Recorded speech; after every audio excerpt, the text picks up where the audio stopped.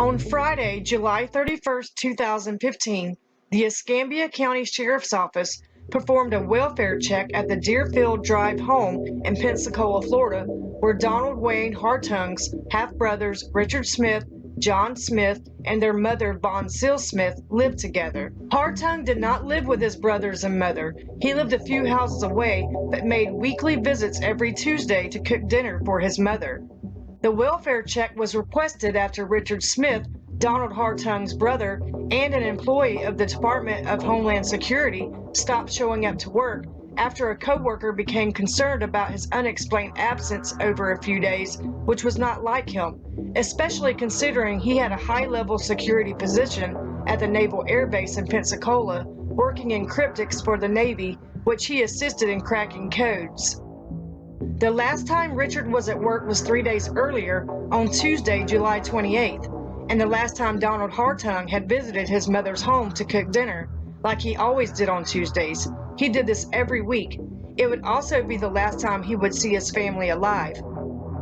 After the welfare check, deputies found the slaughtered bodies of all three people inside the home. Richard Smith had been shot in the head and stabbed in the throat.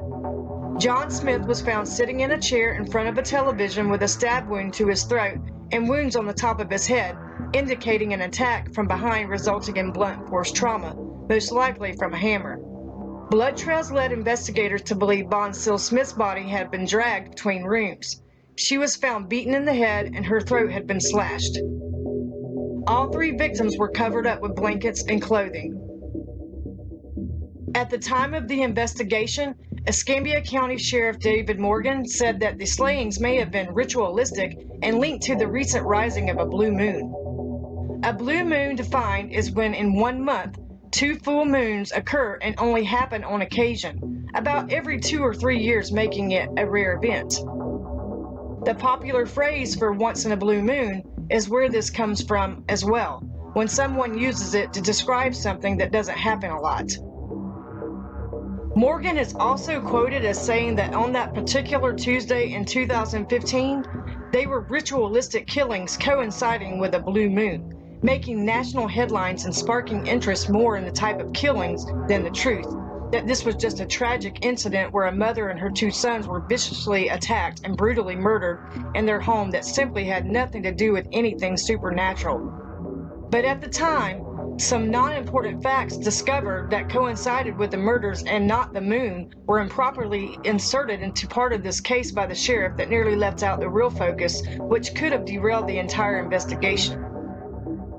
However, as the investigation progressed, the prosecution concluded that financial gain was most likely the best theory behind the motivation of the murders, having nothing to do with what Sheriff Morgan called witchcraft.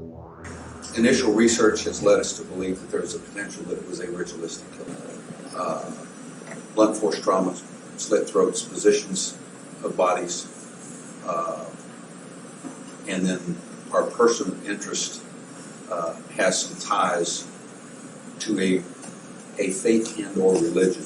Those of you that follow any of that will also note that the time of death, we believe, on Tuesday also coincides with what's referred to as a blue moon. It's witchcraft. I'll say that right now.